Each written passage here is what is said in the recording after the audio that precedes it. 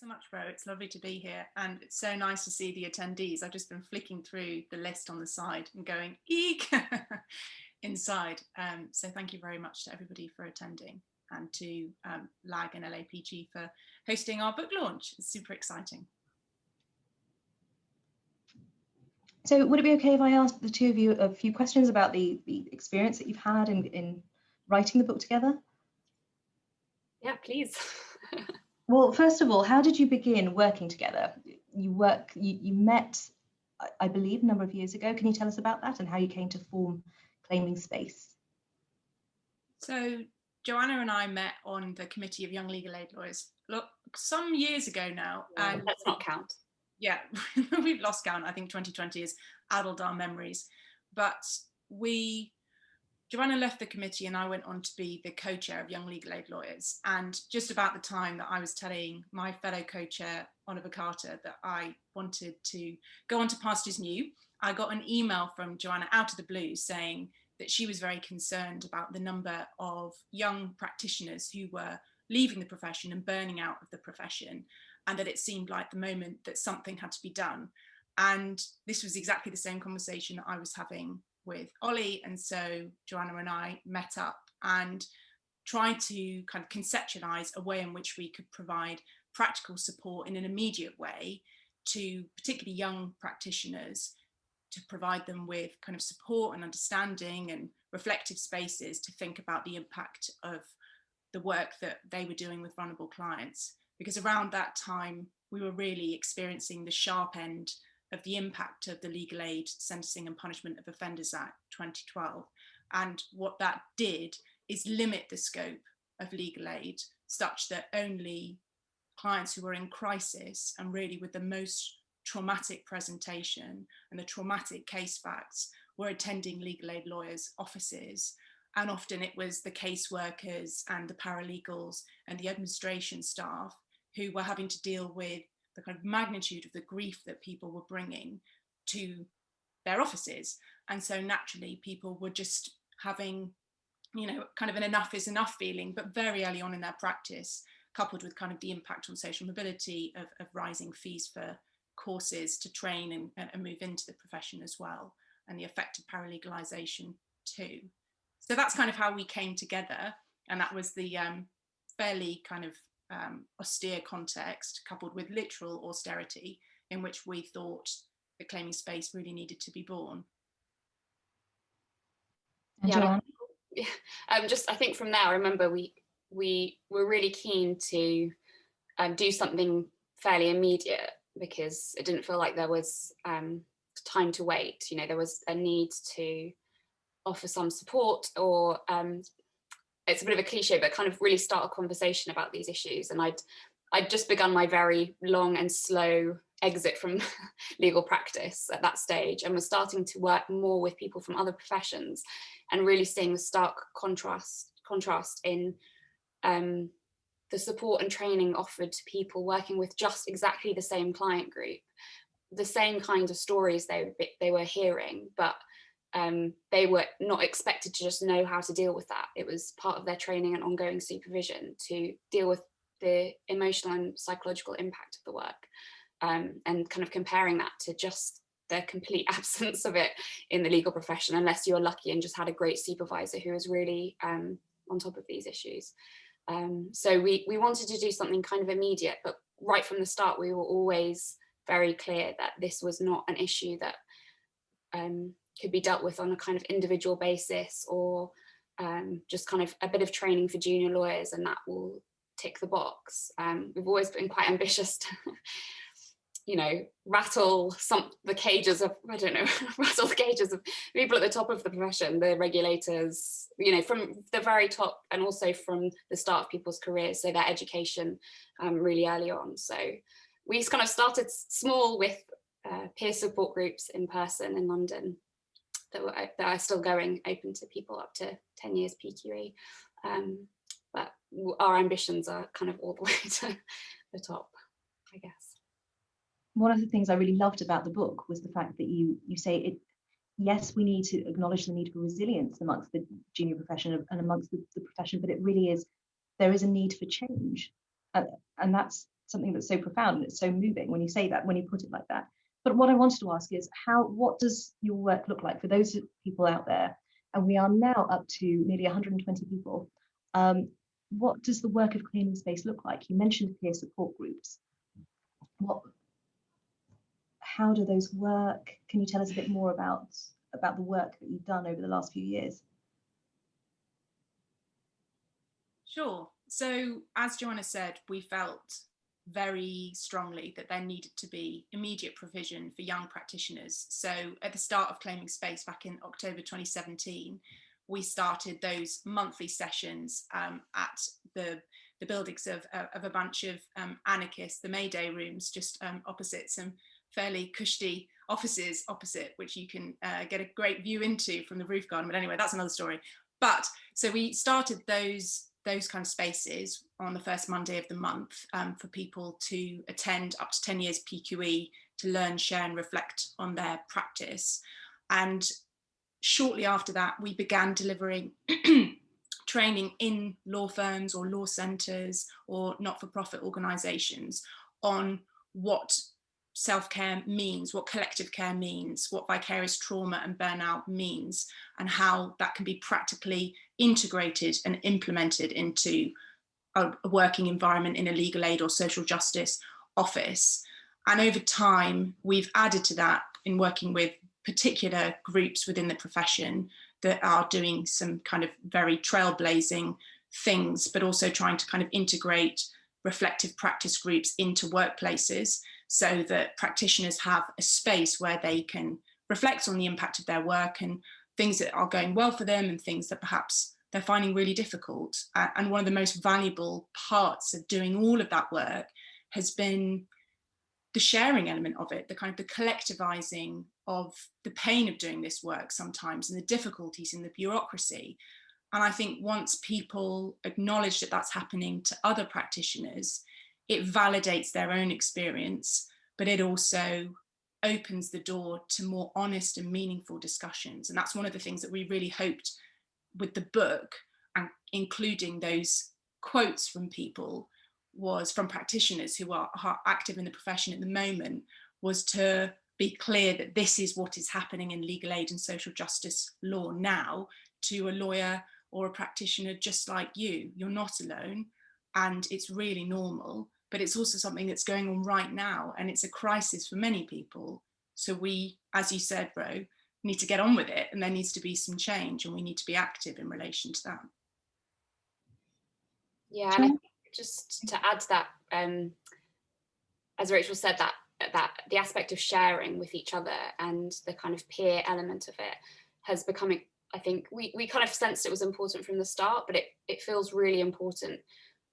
Partly, I think, because of that sense of feeling not alone, but also I think because one of the things we talked a lot about when we started out was the fact that there were other resources available to people, kind of the increase in awareness about mental health in the workplace generally, but the life and work of a legal aid or social justice lawyer is so specific, and just having people that you can talk to, that you don't have to explain, you know, what it's like to have a client in prison and how that limits how you can support them, what it's like to battle the legal aid agency or all the many fires that you fight, and the very specific nature of our role and the responsibilities that we take on, I think is so specific that it really needs people from the inside.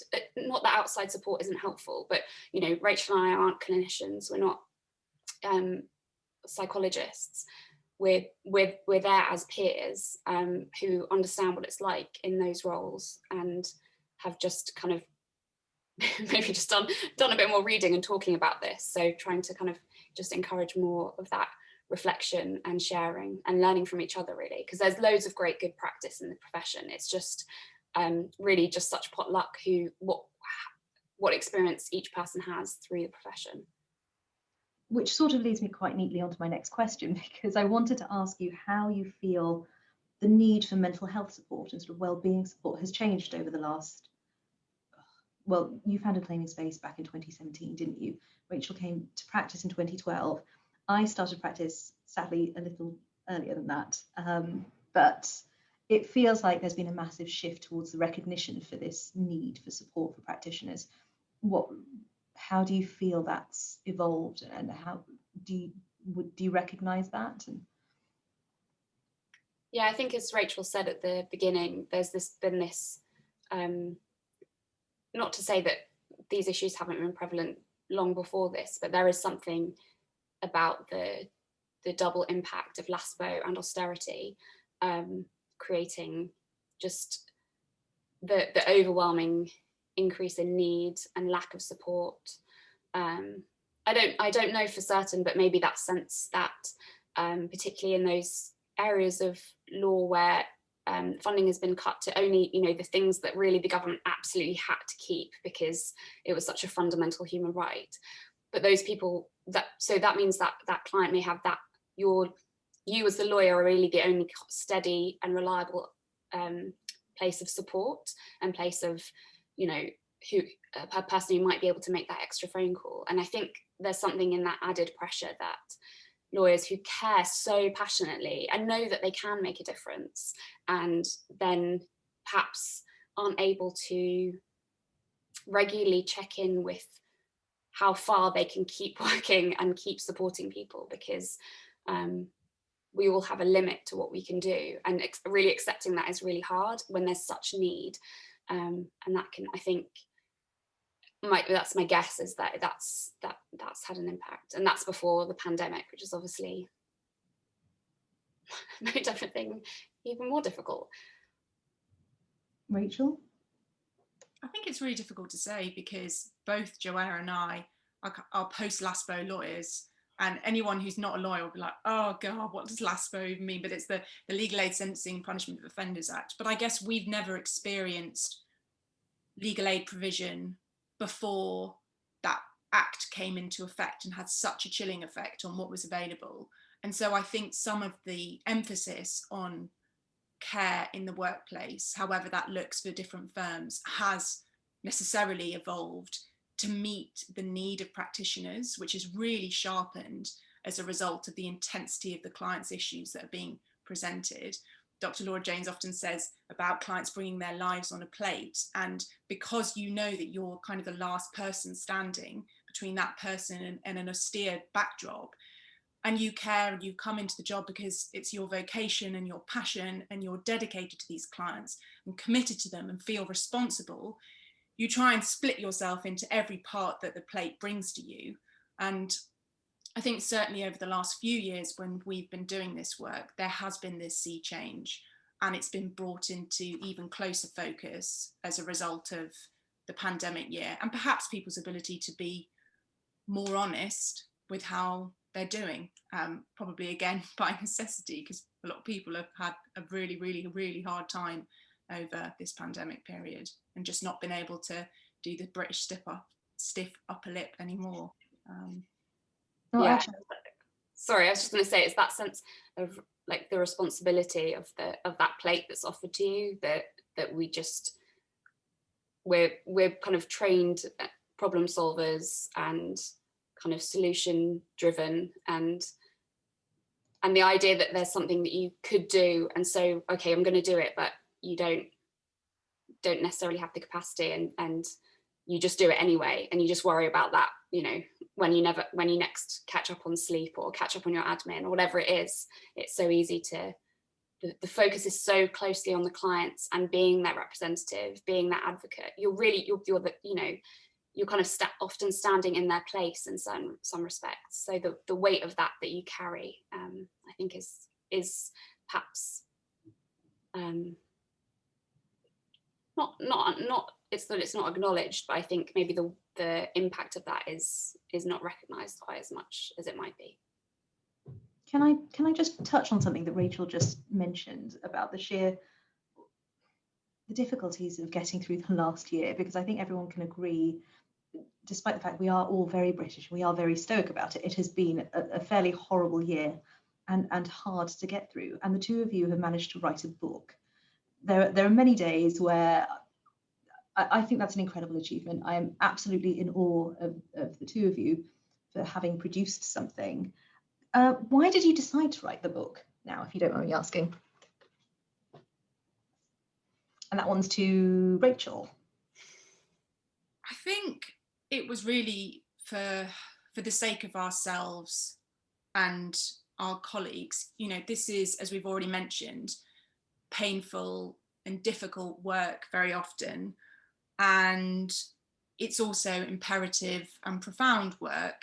So it felt very important to us to be able to draw together a text that would meet the demands of a forensic bunch of lawyers, and it's a matter for them whether it does, but one that would be evidence, theoretical, and also have the reality of practitioners' experiences embedded into it to give it that kind of real life kind of touch effect.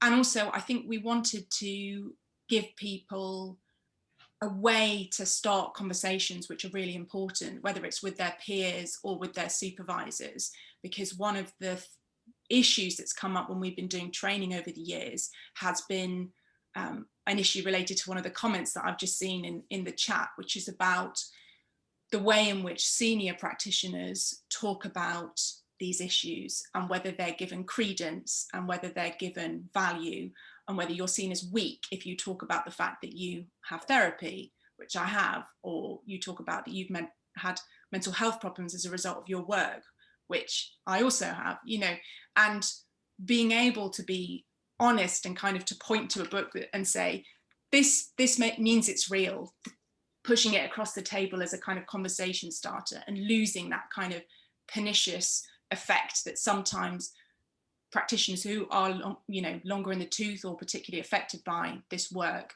bring to younger practitioners, and it's, you know, closing down that space to talk. So we really wanted to have a tool that was practical and, as I said, was evidenced and was based in the reality of people's experience, but also something that was a door opener and a conversation starter for people who might have found that difficult to start or to kind of push, if you're thinking about the door extended metaphor.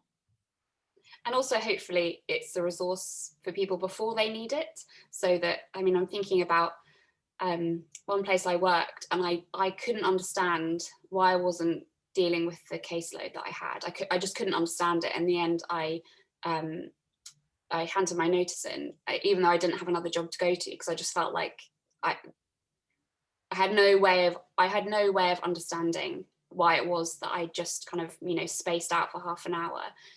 And looking back, it was obvious because the cases that I was reading through were so incredibly traumatic, and it was just at the end of my notice period there. Some psychologists came to give us a presentation about mental health, specifically related to our clients, which is kind of you know, extremely helpful and useful. And just at the end, they added a couple of slides about how we might feel working with this kind of content. And this slide came up about burnout, and I was like, oh, if only I'd known that that's what it was. If only I'd had some clue about that well before, I might not be about to leave a job with no other job to go to, you know. And I don't think it needed to get to that stage, and it wasn't anyone's fault. It wasn't a bad place to work or you know. And that was why I found it so difficult, because I couldn't pinpoint anything that was wrong. It was a great place to work. I had support. I was being paid well, and, you know, all these things. But actually, it was just the day after day reading these stories from people, speaking to people, meeting people, and I just didn't know that might happen to me. So when it did, I just didn't understand it. So hopefully, people will read this before they start to, you know, feel things.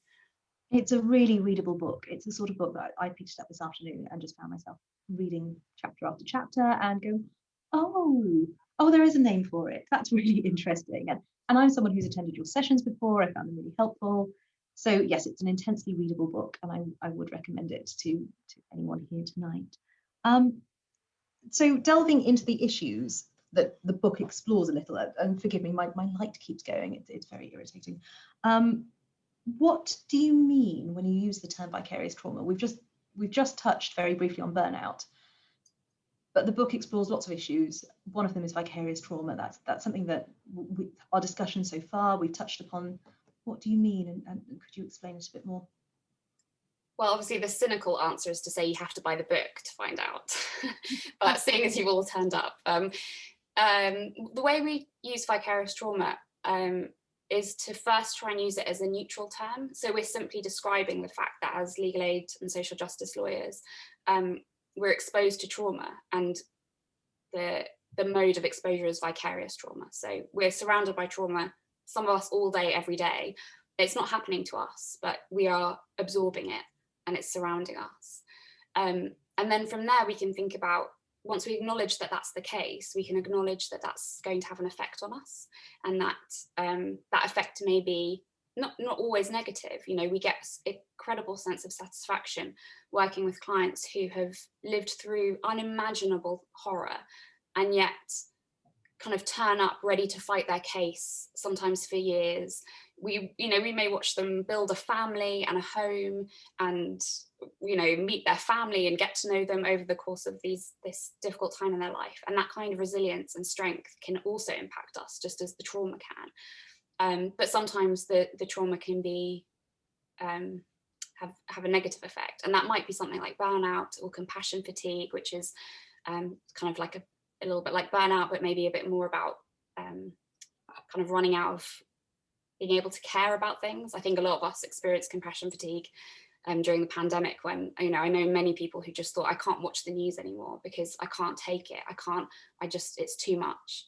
And then there's the more kind of, I guess, acute impact of vicarious trauma, where we actually start to our body starts to respond as if the trauma was happening to us. So it might be something similar to PTSD symptoms, or sometimes called secondary trauma. So it's kind of a wide range, but we think that it's a useful term to describe just the very fact of the nature of the work, rather than simply it be something that's kind of just a negative, difficult thing. It's actually something that affects us all, whether or not we're having the negative effect of it. Rachel? No, I think that that's a really apt summary, and kind of captures the breadth of what can be contained within it as a term, and the importance of recognizing it as a neutral term in the first instance. It's a form of exposure to trauma. It's the effects and how they manifest that we're kind of looking at and watching and assessing in ourselves as we practice. And I've just spotted, I wasn't going to pay attention to the chat, but I did spot something. A lot of very interesting conversation going on in the chat, if you wouldn't mind. I just wanted to, a couple of people have raised some really good points, including Beth Forrester. Hi, Beth. I've known her for a long time. Beth mentioned that there are people working in other parts of the legal profession, so not just legal aid lawyers, and absolutely. We come from a bit of a legal aid focus because that's our experience and that's what we know. But absolutely, clinical negligence, the public sector, people working, for local authorities, contentious probate, as the person above has said. There are so many ways. If you're a lawyer working with people rather than, I guess, corporations, you're gonna find out about people's lives and the kinds of details that most people don't hear about. Things that people might not even tell their therapists, to be honest. Like that kind of level of detail. So yeah, thanks very much, Beth and Lee. It's kind of shorthand, legal aid and social justice lawyers, because that's our particular world. But yeah, absolutely, it's not limited to those parts. There are some really, really interesting comments in the chat, so I will come back and pick up on some of those. But I just wanted to talk a little bit more about the work that you've been doing. We've talked very briefly about the impact of the last year on the writing process, but what have you seen through Claiming Space in the last year? What sort of things are you finding in your peer sessions? I mean, I think it's obviously a very individualized experience, and everyone's coming to the pandemic with their own set of difficulties. But some of the kind of themes that have come out when Joanna and I have been discussing it before are the great feeling of responsibility that naturally attaches itself to being a legal aid practitioner or any of the connected professions that Beth has referred to and Joanna has acknowledged, and which are acknowledged in the book as well. And how to manage that tension when a lot of systems have ground to a halt. So for example, the Home Office stopped making decisions, and for a period of time, all statutory appeals stopped. And then there were significant restrictions on visiting anybody, including your clients, and difficulties with accessing prison clients, for example, even more difficulties than normal. So all of those, that feeling of responsibility and the kind of your ability to inhabit your role was just completely disrupted. And I think a lot of people found that profoundly unsettling. And their clients would say, well, what's going to happen now? And what will happen in my court hearing? And the answer was, I don't know. And actually, that was a very difficult thing for practitioners to say out loud and to recognize. And I think it has had a really destabilizing effect on people's confidence. Then that, coupled with the isolation that has naturally come to the forefront of so many people's lives in different ways, has meant that it's not been possible to soothe those anxieties professionally or to kind of connect with clients as you would do. And you have to build a relationship of profound trust with a client, often very, very quickly, as Joanna says, to extract those details that they may not have shared with their, nearest family members. And to do that in a kind of distance way across Zoom or on a telephone call has felt very, very difficult for practitioners. And they've worried about what the effect would be on clients after those telephone calls when they can't see them in the office. And certainly I've had Zoom calls with clients where I can see them to hear, but they're wiggling around in a way that must mean that they're jigging their leg or wringing their hands, but I can't see it. And that's very unsettling, particularly when you know that clients have diagnoses of severe complex PTSD or whatever it is. And there's a phrase that we've used quite a lot in our work, and it's also in the book, which is about building an emotional currency with a client. And one of the comments that we make in the book is that because a currency involves an exchange of, goods or money or whatever, that the exchange for you as a practitioner can kind of be the emotional harm or slime of what's being exchanged with your client. But I suppose my point is building that emotional currency with a client, building that trust and rapport has been profoundly difficult and disrupted by this period of time. And that's made a lot of practitioners feel redundant, unsettled, and very, very isolated from their work or from their colleagues. And you can't just be like, oh, hi, babe, or, oh, God, you never go, guess what happened to me just now, because they're not there. I mean, there's no one there, just to let you know. But that has been really difficult, I think, as well. Yeah, I think just as you were talking, Rachel, I just had this thought about it. I'm definitely exaggerating for effect here, but there is a bit of a sense of lawyers being, you're kind of a brain in a jar. You don't really need any other part of you. You just need your brain and, your hands to type the letters. And that's kind of how we're trained, how the profession is kind of geared. It's like you work things out with your brain and then you act. But what the pandemic has really highlighted is how much we are whole people coming to the profession, and how much we rely on that being in the room with our client to get a sense that they're okay and to help them feel that they're okay and in a safe place. And being in a room with our colleagues and just noticing that your colleague is like about to rip the file in half and just being like, cup of tea, should we just have a little?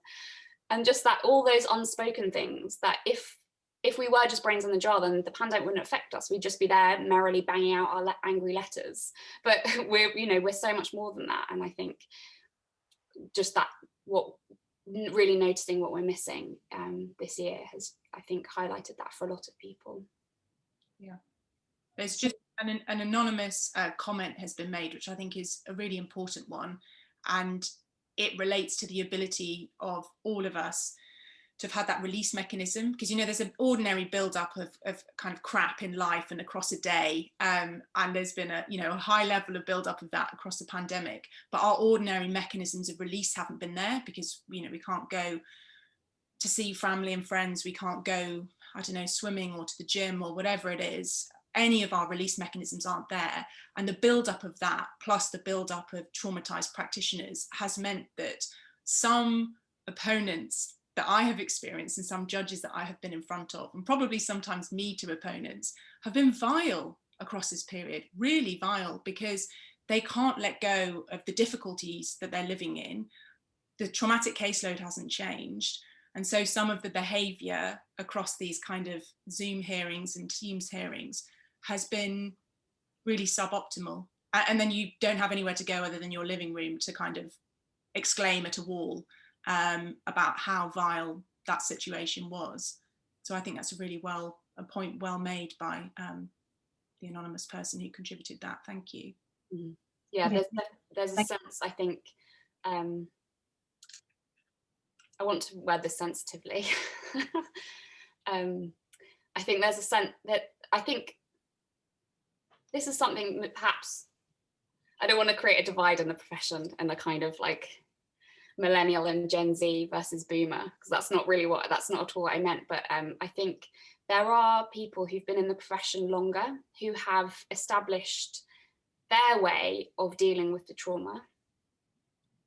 And sometimes that way of dealing with the trauma involves really taking it out on the junior people, because they have to have that, you know, that's just how, because the trauma affects us all in different ways, and having kind of angry reactions is a very well known effect of trauma because of the way that our nervous system responds, and that sense that some of the, unfortunately, there is bullying and kind of really toxic behaviour in the profession at some parts, and not to excuse that behaviour, but I think if we're talking about mental health in the legal profession, we have to talk about some of these toxic cultures. And I think the impact of vicarious trauma has a part to play in that. Even, I mean, as I say, it's not an excuse, but I think if we ignore that, then we might be missing part of some of the ways that people are affected, because trauma is not an individual issue. It's systemic, it's interpersonal, and we kind of, the way we respond to it will affect the people around us and how they respond back. So it can kind of get caught up in systems in that way. Yeah, so thank you for that point as well. There really are some excellent comments in the chat, and thank you very much to everyone who's contributing. One of the things that I wanted to touch upon was LAPG as an organisation has been doing some work in the last year, which is really reflective of the things that you've been talking about. We did a mental health survey last summer. It was open for 2 months. We had 420 responses from practitioners from across the legal aid sphere, at all levels of qualification as well. And a lot of the things that you're talking about were the things that we found. Some of it was absolutely heartbreaking to read, because we're all conscious of the various responsibilities that people have and things that they're doing. So a number of people had caring responsibilities for elderly parents or sick parents or children, and people are juggling so many things. But what came across was, the findings were very, very briefly, of the 420, about half of that number had adequate support or felt that they had adequate support from their firm or personally. The other half felt in need of support. And one of the things that most of those people asked for was peer support. They wanted to speak to other people who understood in a way that very often family members don't. However supportive they want to be, they don't know what it's like to have some very, very little old lady bringing her entire life in a carrier bag to you and asking you to make her problem better and make her life okay again.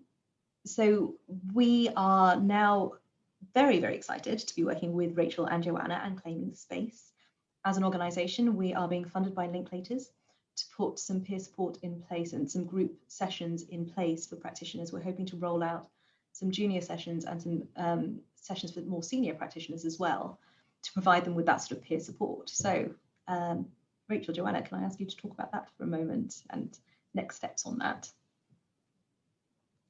I mean, it's a really exciting project, and you know, it was the first thing that we started with because we felt it was the most important and immediate change that can be effected in a workplace, just simply to set up a space that's regularly and formally established as part of the routine of an office or a workspace or a group of practitioners, however you bring them together, to reflect on the impact of your practice. And for all the reasons that we've explored in this launch so far, that's such a valuable resource for people, and it's an immediate resource and can kind of build connections and kind of foster supportive relationships that you didn't even know were there, but they're kind of latent in your practitioner groups. And so it's a real opportunity, and we're really looking forward to it. We are super excited to be rolling that out. So if there are any practitioners here today in legal aid, and that you could be a crime practitioner or a civil practitioner, it doesn't really matter. Please do get in touch if you're interested in joining one of those sessions. We'll also be rolling out an organizational psychology range of sessions. I'm sorry, that's probably not the correct word. And we're very excited to be working with Sylvia Metzer as well. So please do get in touch if you or your organization feel that you would benefit from that. It can be done on a completely anonymous basis. And we just hope to hear from you and to put some support in place with the fabulous Joanna and Rachel. Should we take some questions? Because there are lots and lots of questions at this point. I did want to touch upon some of the things that the lovely Baroness Kennedy said about the book, but would you like to do questions first, or should I touch upon that? Should we do some questions? If people have been asking them.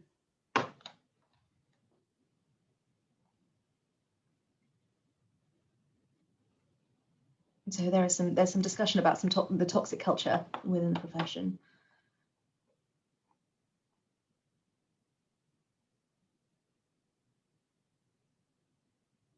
There was something.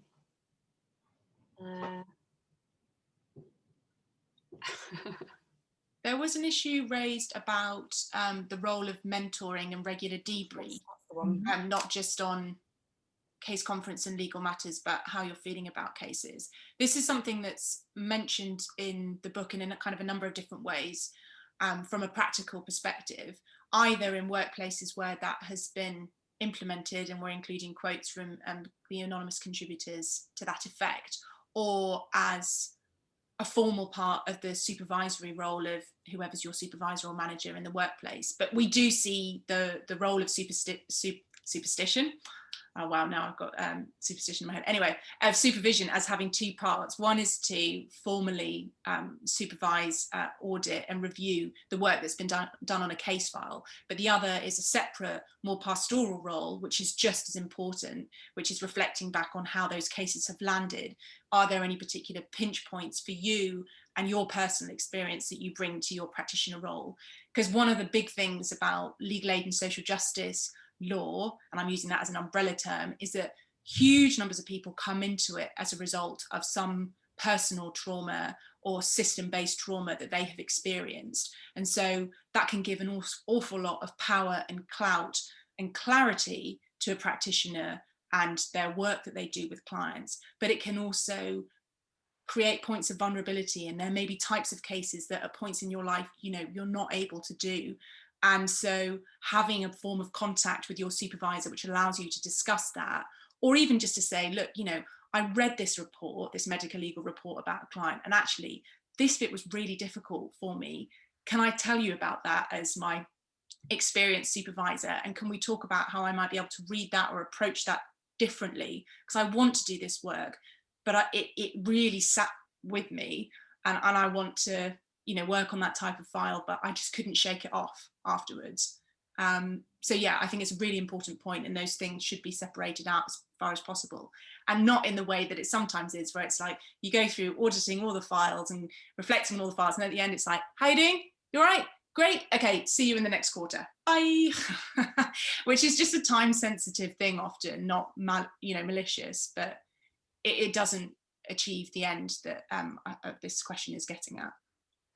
And I think just what Rachel said about the kinds of people that come to the profession, and you know, if as many people say that we want to have a diverse profession that more that properly represents the kinds of people we work with, which is not the case now by any means. It's something people talk about working towards. It's simply not acceptable that we have a profession that doesn't account for the impact of systemic trauma and personal trauma, because you can't have proper kind of equality and equity and diversity if we expect people to just to be okay with dealing with a caseload of back-to-back racist attacks by the state, and just accept a lawyer of colour to be okay with that. And that's something I think, you know, we touch on in the book, but obviously Rachel and I are both white women who don't have personal experience of that. And I think there's just so much work that hopefully can be done that acknowledges the kind of discriminatory, traumatic, racist systems that lawyers have to work within, as well as the clients. But that's a whole, I mean, that's a whole different webinar, but I think it's really important to acknowledge that. There are lots of mentions of the culture that needs to change. So the culture of, who am I reading now? Is this Rudolph? Yes, this is Rudolph talking about baptisms of fire. And I have to, I remember that from being a trainee and being sent to court in tears, and just the way it is. And I absolutely recognize some of the cultural changes that you're talking about that need to happen, because as soon as you start thinking about it, for me, when I read the book and when I've attended your sessions, you go, oh, well, yes, that makes sense. Why haven't we been doing this all along? Why this is so obvious now it's been pointed out to me. It makes so much sense. So I hope that everyone else who picks up the book and attends the sessions will think the same way, and we will have that sort of cultural change that you talk about within it. Just seen a couple of short, so one was from Lina, hi Lina, about the creep effect of normalizing stress and burnout. And there's another really good question from Chris underneath as well, about tight margins and kind of trying to supervisors and managers and kind of practice managers being worried about how this might be able to be integrated in the workplace with tight margins. But just in terms of Lena's question, I guess one of the most important things is having this conversation and making sure that these issues are very openly discussed and honestly discussed is the best way to kind of put the first foot forward into kind of dispelling this myth that I'm just super busy, it's fine. And actually that's a really good thing. And I think there's a, you know, particularly at the bar, there's a kind of fast and famine, you know, you don't want to have no work, but you also don't want to have all the work. And there never seems to be a happy medium. And people can say very oppressive, passive aggressive things like, oh, but you must be so delighted that you're so busy. You're like, I can barely breathe, I'm drowning in this caseload. And everyone is desperately traumatized in the system I'm working with. So I think normalizing this kind of narrative, what, you know, the content of the book and talking about vicarious trauma and burnout as a reality of this work is a really important form of pushback, and having kind of the tools to be able to call out those more pernicious things. But then equally it's about embedding the kind of reflective practice and being like, you know, this is the way I work and I'm going to do this, and my busyness is within my capacity, and actually I'm doing exceptional work within that, so this is my framework, go deal with it. But the more people do that, the kind of more force is behind it, really, I think. But it is really difficult, and it's insidious, I agree. Yeah, and that it's really important, that sense of protecting yourself and your capacity is not just, it's about being okay for now to actually do your job properly for the clients that you have, but it's also about ensuring that you get to a point where you can stay in the profession and you can support all the clients to come, and that you can actually build and use the knowledge and experience that you've been gathering and use it for future clients, rather than have that kind of burnout. And Chris mentioned a really understandable point about the impact, the worry about the cost of giving staff resources or time. And that is a very, very real issue. And it sometimes doesn't feel possible to kind of add anything more. But one thing I'd say is that peer support is kind of, you can do that internally for free if you give people that space. I think that's more of a culture issue than a resource issue. But also one thing that's kind of come up in some conversations is thinking about, another question was about whether we've had any luck with the regulators after my kind of campaigning pitch at the beginning. And I think that the cases that regulators want to be as hands-off as possible, and they don't see, as far as I know, they don't see this as their issue. But one way that it may feel like it may tying those 2 points together is the impact on negligence claims and insurance claims against professionals. Not to kind of, but if we take some of these issues to their absolute worst point, you're no longer an effective practitioner. You're much more likely to miss a deadline. You're much more likely to make a simple but silly mistake. You're much more likely to not be able to respond properly when you have made a mistake, and then take another, it's often that second or third step that a practitioner takes that gets them in the trouble rather than the first mistake. And so I wonder if there's any way that we can somehow persuade people that it's in the, in terms of staff turnover, in terms of dealing with issues arising on cases, that investing in your staff and reflective practice and all these things that we talk about would have, in the long run, would pay off, regardless of the fact that it just should be something that's done for people, because we're all human beings and we deserve to live, we deserve to have a good, safe workplace. Yeah. And I think put a really interesting question into the chat. What do you think of the role of clerks and practice managers in creating this culture?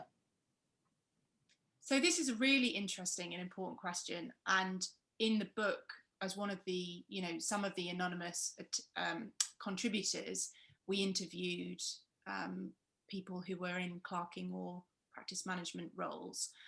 And I think it partly depends on the culture of the workplace that you're living in and working in. Living in, God, that probably tells you all you need to know about my feelings about one court. No, I love living with you guys.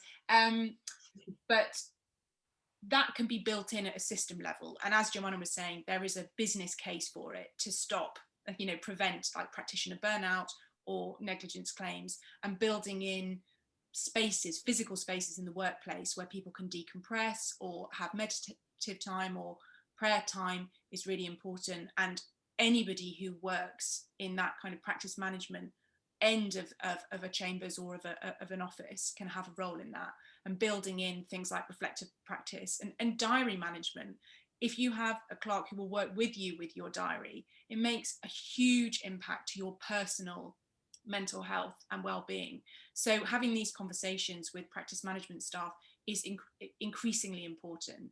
And also, I think there's real difficulty for people working in those roles, because they often get practitioners who are like, I'm not coping, but I really need to work, because if I don't, then I'm not going to be able to pay my mortgage. And they're left in this invidious position where they don't, they're trying to hold both of those things for somebody. So they need support. There need to be reflective spaces for them. There needs to be peer support in the building, kind of physically or formalized spaces. And they need to be brought into the conversation. It can't be had separately. It's really important. And certainly in some of the workplaces that Joanna and I have done training, we've done it all the way through the firm, including all of the people who operate in fees, kind of clerking, practice management or administration roles, because they're taking the calls, whether it's from the staff or from clients, and they're dealing with the costs on cases that are really traumatic. So they need to come in and to do it all together. Yes, agreed. So we've touched on a few of these issues tonight in any case, but Baroness Helena Kennedy wrote the foreword to the book. And for those of you who buy it, you were in for a treat. I am going to read a quote from it, but sadly I haven't got Helena Kennedy's charming accent, so you'll forgive me, I won't sound quite as wonderful as she would. But she says, no professional person should be unsupported in their work, nor so poorly rewarded that their survival in the profession that they love is put at risk. This book is a wake-up call about what is happening to law and access to justice, but it is also a clarion as to what is happening to lawyers. What should our takeaway from this book be? What is this wake-up call that you want the profession to be made aware of and to act upon? She's good, isn't she, Baroness Helena, putting us under the spotlight to answer a difficult question with a clarion call about which we've spoken much. I think the most important thing is that this is a collective issue. It's a collective issue that's happening to probably you, if you're a practitioner attending this launch, and to the people that you sit next to and that you're opposite in court or alongside in court or before in terms of the bench and judiciary. And it demands collective action. And I think alongside that, Joanna and I are very clear that when we're thinking about trauma-informed working, we're really looking at something that looks in two directions. If we don't look back at ourselves and how the trauma is landing with us and how it's integrating into who we are, or kind of creating problematic behaviours or really difficult experiences for us, then it's almost impossible for us to work in a trauma-sensitive and informed way with vulnerable, very vulnerable clients who are survivors of trauma. So in order to be our very best as practitioners for ourselves and for our clients, now and into the future, this is an issue that we have to collectively acknowledge and pay attention to. So that, I think, is our clarion. So says Helena. And on a very, maybe a bit more of a limited way, I think I'd really like, if there were kind of on an individual level, I'd like lawyers to remember that not everything on the case is their fault, that we have a limited responsibility and role, and that role is so important. But the guilt and the extra responsibility that we carry, just kind of starting to acknowledge that, and that working with the really pernicious effect of guilt that it can have on how we work and how we keep going until we're burnt out. And just reminding people that if you're a legal aid lawyer, social justice lawyer, if you're a lawyer representing individuals against powerful bodies or the state, you're already doing an incredible amount of work. And it's just okay to have a nice time. It's okay to enjoy yourself. It's okay to turn the laptop off and go and do something frivolous. So I think sometimes, in the worst moments, that's really forgotten. And yeah, it's okay to have a nice time. It would be my extra clarion. Not quite as elegant as Helena Kennedy, but.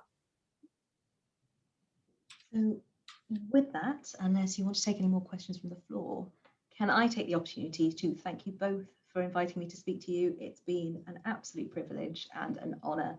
It's been lovely working with you both. I'm looking forward to working with you going forward. Can I also take the opportunity to thank Esther and Joanne Walters from LAG? They've been absolutely marvellous in putting together this event. I'm looking forward to reading the book. I hope that the attendees will all enjoy the book as much as I did and find it as beneficial. I'm going to add Carol Storer, bear with me, who wants to say a few words of thanks on behalf of LAG magazine. While she's joining, could we just add our thank yous? Yes.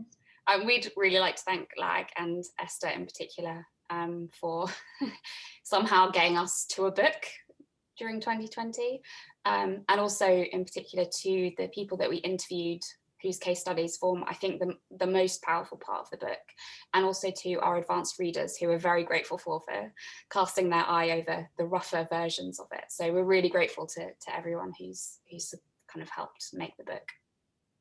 Hugely good. Thank you. And Esther has just popped as the latest addition to the rolling chat that there is a discount code, which I'm not going to read out because I'll get my tongue in a twist, for 20% discount on the book. So that's the official plug, and I'll hand over to Carol. Hi, thank you. I'm interim director at Legal Action Group. And I remember when Rachel and Joanna were setting up Claiming Space and having discussions with them some years ago about what they were doing. I'd had some contact with Law Care when I worked at Legal Aid Practitioners Group, and it was so important. I mean, not only from when I was in practice, and I well remember stresses and the attitude in those days, that the baptism of fire of, oh yeah, you can go to the police station, you'll be fine, no training, no nothing. And so it's just lovely to see this book come out, because I know how hard they've worked on it and how important it is to the profession. So, and Rachel and Joanna, it's been great. It's been just a lovely chat. Great to hear the discussion, and hearing about the book coming into being. And so many important points have been covered by you and by people in the chat function, about not just being a brain, and about the effect of LASPO and legal aid contracts, meaning you have less of a mix. You can't do a few easy cases, to balance the very stressful ones. The pandemic has heightened issues. And you know, when you talked about practitioners becoming less effective, and the managers could invest in staff and it might financially pay off. I mean, it should be done anyway. Something we could maybe do some work on. And I think the pernicious effect of guilt, gosh, we're all used to, thinking we can do a million things at once and do them all brilliantly. And we have to be kinder to ourselves. And it's just very hard to practice in this social justice field. I mean, with, the problems clients face, as well as the difficulty of a hostile environment in which the clients and lawyers are having to work. And as always, in all of the work that I see with Rachel and Joanna and all the people I deal with in this sector, the warmth when everyone talks about their clients. The authors have thanked the readers and the anonymous contributors. And I was just thinking, if you want a hook to get someone to buy the book for everyone in their organisation, I think get your senior partner or manager to flick through the case studies. It's like when, I don't know, if you get private eye and you flick through the cartoons first before you read actually the articles, then, if people read just the case studies as a starting point, it would give you a hook to sort of try and understand it. And perhaps, we should send the book to the Lord Chancellor and the CEO of the Legal Aid Agency, some senior people in the MOJ and the regulators.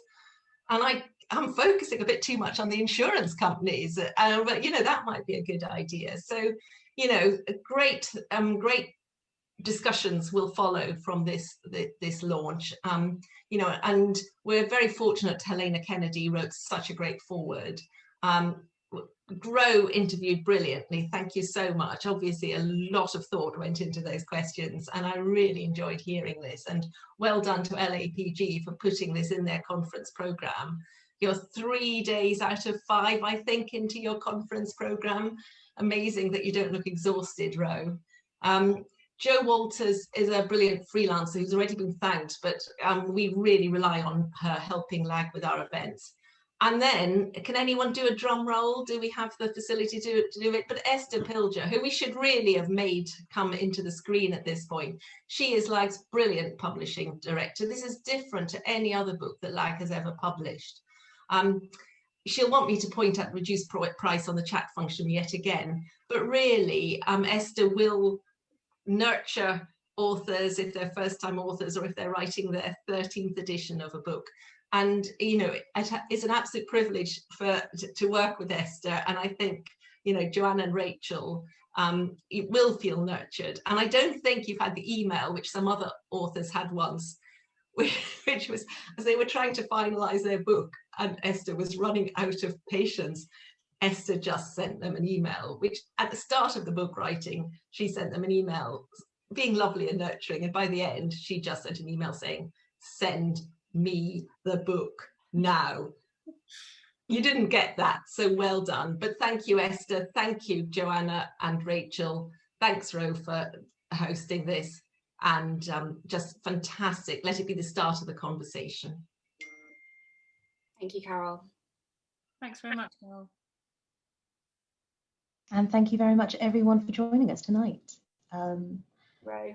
And as Carol said, let this be the start of the conversation. Everyone have a lovely evening and be well.